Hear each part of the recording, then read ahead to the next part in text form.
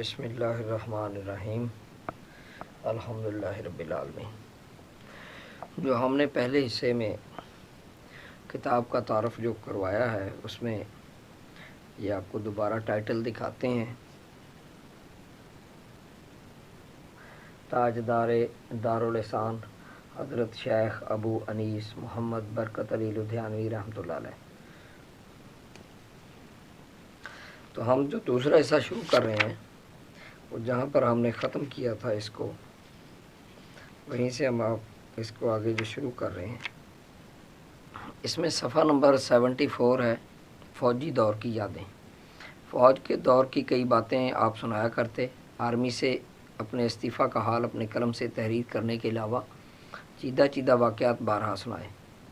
یہ واقعات آپ مزے لے لے کر سنایا کرتے۔ میں یہ عرض کروں کہ یہ جو مختلف صفحات سے تھوڑا تھوڑا جو ہے میں وہ آپ کو پیش کر رہا ہوں مختصراً، تاکہ وقت کم لگے اور تعارف بھی ہو جائے۔ یہ جو ہے روڑکی کینٹ سے کی یہ تصویر ہے آپ کی، اس میں آپ اپنے رفقا کے ساتھ تشریف فرما ہے۔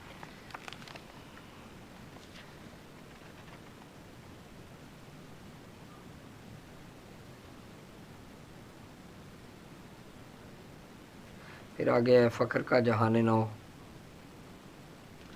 پھر اس کے بعد جو ہے آپ فرماتے ہیں اس قول و عمل کو نبھانا بچوں کا کھیل نہیں، عزم الامور کا فقید المثال ایک کھاڑا ہوتا ہے، جچے تلے ہزاروں نامور نوجوان میدان میں اترے، کسی قسمت والے ہی نے بازی جیتی، حسب و نسب اور کسب و کمال بے موقوف نہیں، میرے اللہ جسے چاہتے ہیں اپنی رحمت کے لیے خاص کر لیتے ہیں۔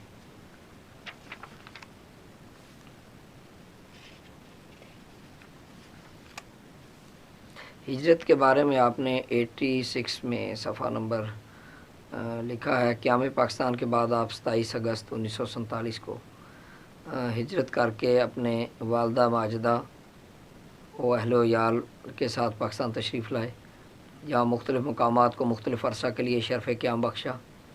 صوبے دار مرزا خان کے ہاں موضع پلوڑی نزد کھاریاں میں مختصر عرصہ ٹھہر کر سالار والا ریلوے اسٹیشن کے قریب اپنے کھیتوں میں ڈیرا لگایا۔ یہ زمین آپ کو والد ماجد کی زمین کے اوس قلعے میں ملی تھی۔ یہاں آپ شب و روز ذکر و فکر اور دعوت و تبلیغ میں مصروف رہتے۔ 17 سالہ بچپن میں احرام باندھ کر سجدہ کیا، پھر اپنی کتاب پڑھی اور ہستی دہر کی سیر پہ گامزن ہوا۔ صدی گزرنے پہ آئی، قصد اور عزم جوں کا توں، پوری آن و شان سے کمر بند رہا، ہچکولے اسے اکھاڑ نہ سکے، موجیں اٹھیں گرداب سے ہمکنار ہوئیں، جوش عمل فنا نہ ہوا، یہی ابتدا تھی اور یہی انتہا۔ انتہا پا کر مسافر نے ایڑ لگائی، سفر پہ گامزن ہوا اور کہے جا رہا تھا، حوادث اسے زیر نہ کر سکے، سرنگوں ہوئے اور افسردہ، سمندر تیرے عمل کی کتاب کو ڈبو نہ سکا، پھر پھرا کر ساری کائنات کو دیکھ کر جہاں آنا تھا آ گیا۔ مقالات حکمت۔ یہ مینار یادگار اصحاب بدر دارالحسان سالار والا میں، اس کو دیکھیں۔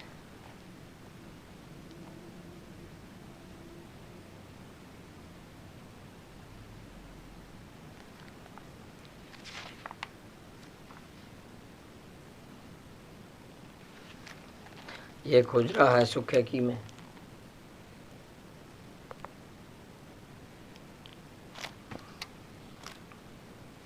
یہ قرآن محل کا بیرونی جو ہے وہ اس کا منظر ہے۔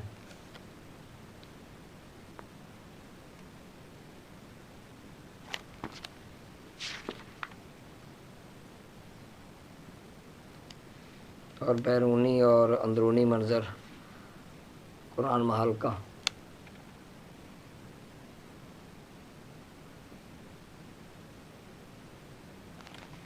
قرآن کریم محل 91 پہ ہے۔ شاہان وقت نے بڑے بڑے محل تعمیر کرائے، کسی نے اپنی ملکہ کے نام سے منسوب کیا، کسی نے شہزادی کے نام پر، کسی نے محض شاہانہ کروفر کے لیے۔ شیش محل، تاج محل، موتی محل، پری محل کے ناموں سے ہر چھوٹا بڑا واقف ہے، مگر کرۂ ارض پر خالصتاً قرآن کریم کے عظیم نام پر اس کی تعمیر ہونے والا پہلا محل بنانے کی سعادت کسی بادشاہ کو نہیں بلکہ اللہ کے ایک فقیر کو حاصل ہوئی۔ اور قرآن کریم کی تعلیمات میں تفکر، تدبر اور عمل کے ساتھ ساتھ اس کی تعلیم، تدریس، تبلیغ اور تعظیم بھی اہل اسلام پر اس آخری کتاب الہی کے حقوق میں شامل ہے۔ اور تعظیم قرآن کے سلسلہ میں آپ ہمیشہ اس بات پر متفکر رہتے تھے کہ جتنا سکھ لوگ اپنے گرو سے منسوب مذہبی کتاب گرنتھ صاحب کا احترام کرتے ہیں، ہمارے گھروں میں پرانی سی پرانی، چھوٹی سے چھوٹی اور نکارہ سے نکارہ شے کے لیے تو جگہ ہوتی ہے، مگر قرآن کریم کے اوراق جو ہی پڑھے جانے کے قابل نہیں رہتے، ہم اسے نہر میں بہا دیتے ہیں یا مساجد میں رکھ دیتے ہیں، اور ان کو محفوظ کرنے کے لیے کوئی اہتمام خصوصی طور پر نہیں ہوتا۔ چنانچہ آپ نے عام اعلان کر دیا، قرآن کریم کے اس قسم کے نسخوں کو نہ جلائیں، نہ پانی میں بہائیں، نہ دفنائیں، نہ کسی اور طرح طرف کریں، بلکہ ہمارے پاس بھیجیں۔ ہم اس سے قرآن کریم محل میں پورے اعزاز و اکرام کے ساتھ قیامت تک کے لیے محفوظ کر دیں گے۔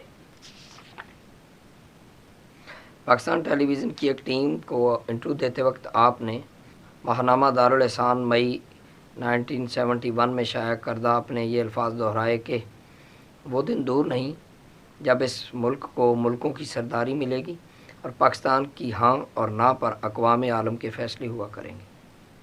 اور اس مزدہ جاں کے الفاظ آپ نے کئی بار دہرائے اور فرمایا، میں پاکستان کا محب ہوں، یہی میرے کہنے کا حق تھا اور میں نے اپنا حق ادا کر دیا۔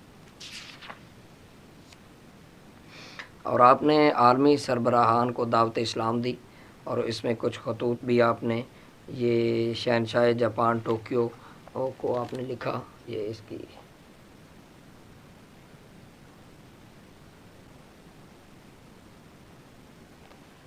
یہ بھائی محمد شفیع صاحب کے ساتھ ایک یادگار تصویر ہے 1996 کی۔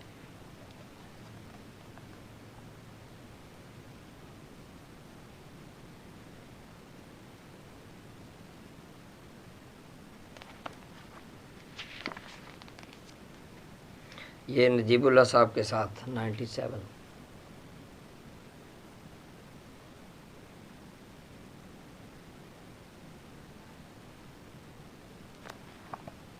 مقالات حکمت میں آپ فرماتے ہیں، ملت کی بے لوث خدمت خادم کو مخدوم بنا دیتی ہے۔ بہترین اور مقبول ترین کام خلق کی خدمت ہے۔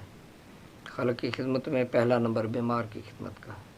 اللہ کی رضا حاصل کرنے کے لیے عبادات محض کافی نہیں، اللہ کی مخلوق کو راضی کرنا ضروری ہے۔ مخلوق میں اول درجہ بیمار اور نادار کا ہے۔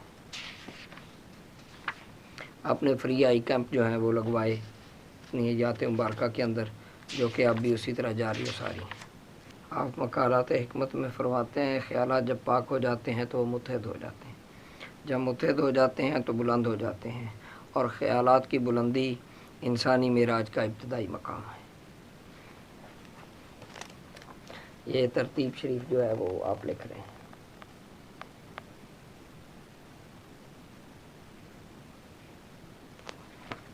اسماء النبی، متفرق کتب و رسائل کا جو آپ کا اس میں ذکر ہے، اس میں ایک نمبر پر ہے فضائل بسم اللہ الرحمن الرحیم، ذکر الہی، توبہ، استغفار، شہادت سمیہ و یاسر، غزوہ بدر، اصحاب صفا، مناقب اویس کرنی، دعوت اسلام، شجرات طیبات، حزیرۃ القدس، عدیہ کثیر البرکات، عدیہ عند القرب، عدیہ خزینۃ البرکات، عدیہ عند المرض والعیادہ، آیات قرآنی برائے شفاء امراض انسانی، دفیہ اثر جن و آسیب، لحم الخنزیر، اسلام کی پہلی کتاب، اردو قاعدہ، دارالحکمت کی افتتاحی تقریب سے خطاب، مجالس ذکر فی جسم الوجود البرکت۔